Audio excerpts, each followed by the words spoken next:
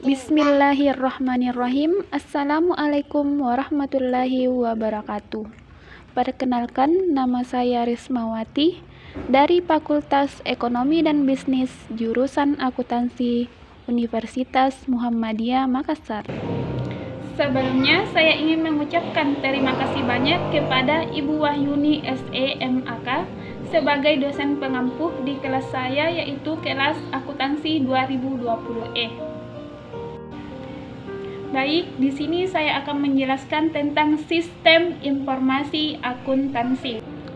Sistem informasi akuntansi atau yang biasa disebut dengan SIA ini membantu manajemen perusahaan dalam mengumpulkan data keuangan, mengolah menjadi informasi yang berguna bagi penggunanya, dan menghasilkan laporan keuangan.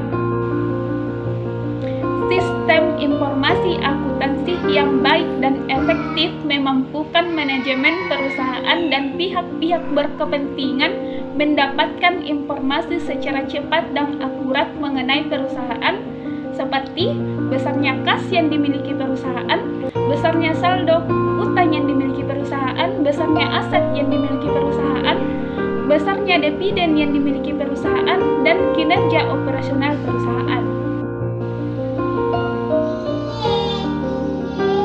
Akun pencatatan akuntansi, di mana akun adalah klasifikasi umum yang digunakan sistem akuntansi yang merujuk pada sifat yang sama. Akun-akun tersebut dikelompokkan dalam 5 kelompok besar. Kelompok yang pertama adalah aset, ekuitas, liabilitas, pendapatan, dan beban.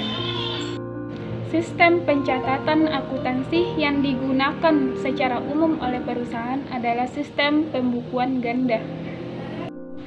Persamaan dasar akuntansi, di mana di akuntansi dikenal yang namanya rumus persamaan dasar akuntansi.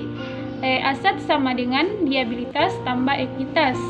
Aset adalah harta lancar perusahaan, sedangkan liabilitas adalah utang perusahaan, dan ekuitas adalah modal perusahaan. Akun dan saldo normalnya. Akun yang pertama adalah akun aset. Saat aset bertambah, ia berada di debit, dan saat aset berkurang, ia berada di kredit. Akun yang kedua adalah liabilitas atau utang perusahaan, di mana saat utang ini bertambah, ia berada di kredit. Saat utang berada di atau berkurang, ia berada di debit. Yang ketiga yaitu ekuitas atau modal perusahaan. Saat ekuitas bertambah, ia berada di kredit, dan saat ekuitas berkurang, ia berada di debit.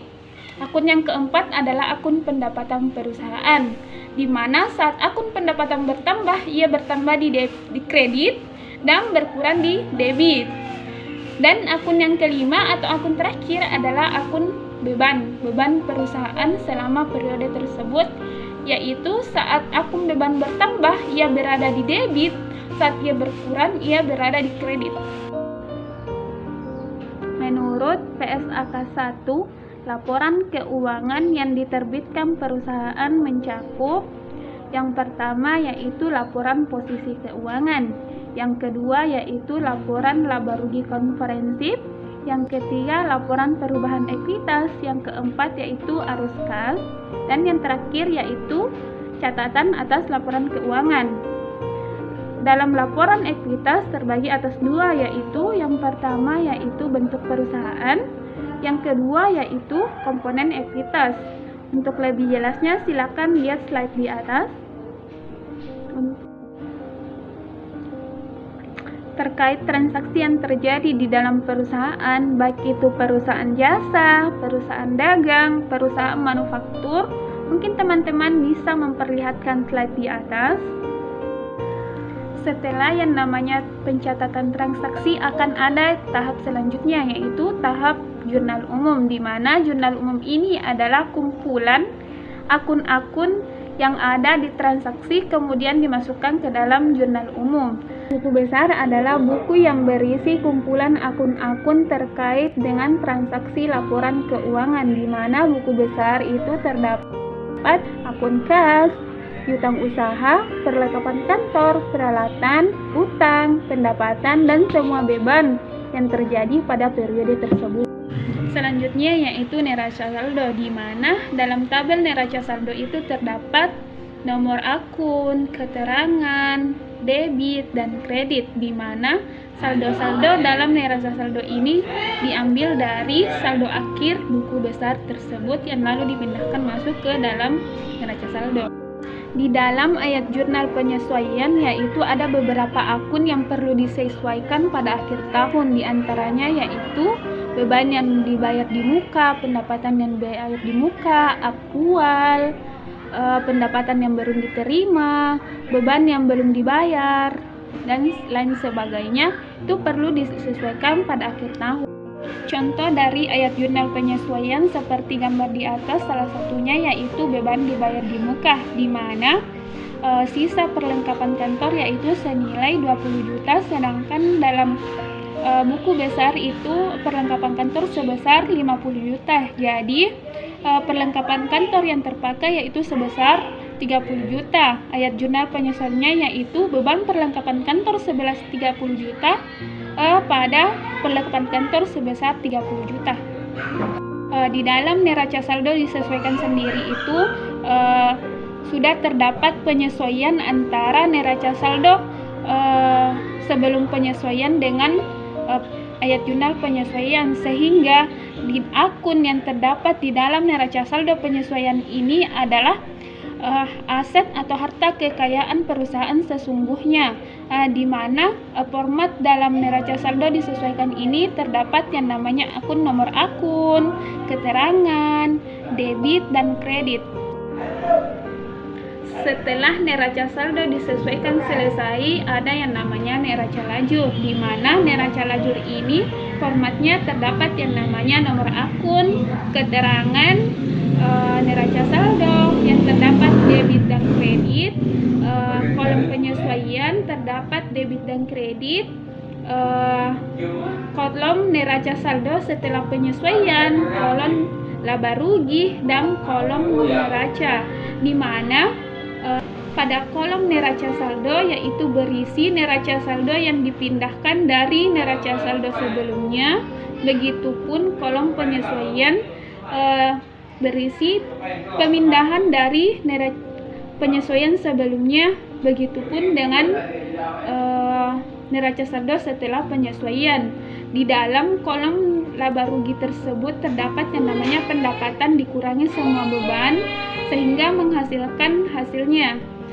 Saat lebih besar yang namanya beban daripada pendapatan berarti perusahaan mengalami kerugian, sedangkan saat pendapatan lebih besar daripada pengeluaran berarti perusahaan mengalami yang namanya laba. Begitu juga dengan kolom neraca. Akun yang terdapat di kolom neraca yaitu akun aset seperti kas, perlengkapan, peralatan, liabilitas, dan modal perusahaan. Saat aset ini lebih besar dibandingkan dengan utang, maka perusahaan mengalami yang namanya laba. Sedangkan saat perusahaan lebih besar yang namanya utang dan modalnya lebih besar dibandingkan dengan aset perusahaan, berarti perusahaan mengalami yang namanya rugi.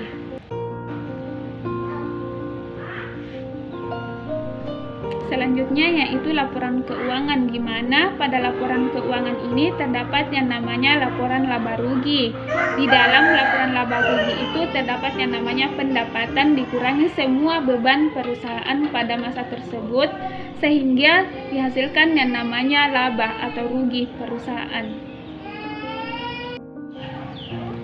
Selanjutnya yaitu laporan perubahan ekuitas atau perubahan modal, di mana dalam akun perubahan modal ini terdapat yang namanya saldo awal, laba bersih dikurang dividen sama dengan saldo akhir. Itulah yang menjadi modal akhir dari perusahaan tersebut.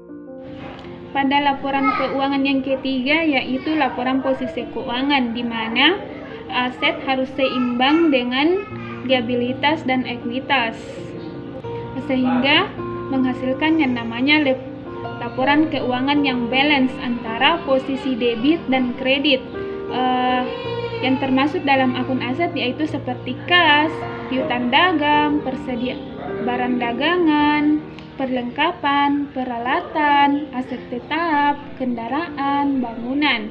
Yang termasuk dalam liabilitas yaitu utang jangka pendek, utang dagang, utang bunga, dan ekuitas itu modal perusahaan. Dalam jurnal penutup ada beberapa akun yang harus ditutup seperti akun pendapatan, akun beban, akun laba, dan akun dividen perusahaan. Format jurnal penutup itu terdapat yang namanya tanggal, keterangan, ref, debit, dan kredit, di mana ref ini berisi tentang nomor akun. Selanjutnya yaitu neraca saldo setelah penutupan, di mana neraca saldo setelah penyusupan ini berisi akun kas, piutang dagang, persediaan, peralatan, utang usaha, pendapatan yang harus diterima di muka, saham, agio, dan saldo laba. Selanjutnya yaitu jurnal balik, di mana dibuat untuk diperlukan saja. Jurnal balik ini bisa ada, bisa tidak. Fungsi dari jurnal balik ini untuk mengurangi resiko kealpaan. Contohnya, beban upah yang harus dibayar pada tanggal 30 Juli 2011 sebesar 4 juta, pada beban upah sebesar 4 juta. Maka jurnal baliknya yaitu beban upah pada kas sebesar 5 juta.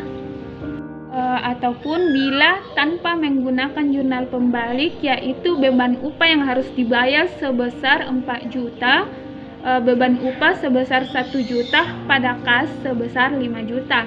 Itu jika tidak menggunakan jurnal pembalik. Istilah laporan laba rugi komprehensif mulai digunakan sejak diberlakukannya PSAK 1 dalam konvergensi dan IFRS. Laporan laba rugi komprehensif adalah salah satu laporan keuangan untuk mengukur kinerja perusahaan pada periode tertentu. Dengan laporan laba rugi ini, perusahaan dapat atau mampu menilai kinerja perusahaan tersebut dan dapat meminimalisirkan risiko yang terjadi ke depannya. Keterbatasan laporan laba rugi komprehensif yang pertama yaitu hasil pelaporan penghasilan dan beban tidak dapat diukur secara handal sehingga tidak dapat dimasukkan ke dalam laporan laba rugi lainnya. Yang kedua, penghasilan atau laba yang akan berpengaruh langsung dengan metode akuntansi yang digunakan sehingga beda metode hasilnya akan berbeda. Yang ketiga yaitu hasil dari perhitungan penghasilan dan beban mengharuskan melibatkan pertimbangan dari pihak manajemen. Kegunaan laporan laba rugi komprehensif, di mana berguna untuk membantu pengguna laporan keuangan dalam memprediksi arus kas masa depan dalam rangka menentukan profitabilitas, nilai investasi, dan kelayakan kredit. Laporan laba rugi komprehensif biasanya digunakan oleh kreditor, debitor, dan manajemen. Elemen dalam laporan laba rugi komprehensif yang pertama yaitu pendapatan, di mana peningkatan ekonomi suatu perusahaan selama satu periode tertentu, di mana berkurangnya semua utang perusahaan sehingga meningkatkan yang namanya modal perusahaan. Yang kedua yaitu beban, di mana menurunnya nilai ekonomi perusahaan dalam satu periode tertentu. Contohnya meningkatnya utang perusahaan sehingga menurunkan yang namanya modal perusahaan. Laba rugi komprehensif terbagi atas dua. Yang pertama yaitu komponen laba. Komponen laba ini berisi total pendapatan dikurangi semua beban yang tidak termasuk ke dalam pendapatan komprehensif lainnya. Yang kedua yaitu komponen pendapatan komprehensif lainnya, di mana berisi pos-pos pendapatan dan beban yang tidak termasuk ke dalam laporan laba rugi seperti yang tercantumkan dalam SAK lainnya. Format laporan laba rugi komprehensif terdapat akun pendapatan, biaya keuangan, bagian laporan laba rugi dan entitas, beban pajak, jumlah laba rugi setelah pajak, laba rugi, komponen pendapatan komprehensif, bagian pendapatan komprehensif, dan yang terakhir yaitu total laba rugi komprehensif. Untuk lebih jelasnya silakan perhatikan gambar di atas tentang atau format laporan laba rugi komprehensif terkait penjelasan masing-masing akun yang terdapat dalam laporan komprehensif seperti pendapatan, beban pokok penjualan, biaya distribusi, biaya administrasi, biaya lain-lain. Teman-teman bisa membaca slide di samping atau di atas untuk lebih jelasnya. Jika perusahaan menggunakan format laporan bentuk ganda, maka perusahaan menyiapkan dua bentuk laporan. Format bentuk ganda yang pertama ada akun pendapatan, biaya pendapatan, bagian laba rugi, beban pajak, jumlah laba rugi setelah pajak, dan laba rugi. Pengungkapan laporan laba rugi komprehensif. Terdapat beberapa pengungkapan terpisah dalam laporan komprehensif, yaitu ketika pos penghasilan dan beban berjumlah material, maka sifat jumlah yang harus diungkapkan. Yang kedua yaitu terjadi penurunan nilai persediaan menjadi nilai realisasi neto. Yang ketiga terjadi penurunan nilai aset. Yang keempat pelepasan aset tetap. Yang kelima pelepasan investasi. Yang keenam operasi yang dihentikan. 7 penyelesaian tuntunan hukum. Yang kedelapan yaitu pembalikan provisi. Laporan perubahan ekuitas merupakan salah satu unsur laporan keuangan lengkap yang harus disajikan oleh perusahaan. Laporan ekuitas menyajikan informasi perubahan ekuitas perusahaan antara awal dan akhir periode, baik yang berasal dari setoran distribusi kepada pemilik atau berasal dari hasil kinerja perusahaan selama satu periode berjalan. Perusahaan terkait format perubahan ekuitas, teman-teman bisa lihat langsung slide-nya yang terdapat yang namanya perubahan kebijakan akuntansi, saldo yang disajikan kembali, penerbitan modal saham, dividen, total laba rugi, komprehensif tahun 2000. Mungkin itu saja pemaparan materi dari saya. Lebih dan kurangnya mohon dimaafkan. Wassalamualaikum warahmatullahi wabarakatuh.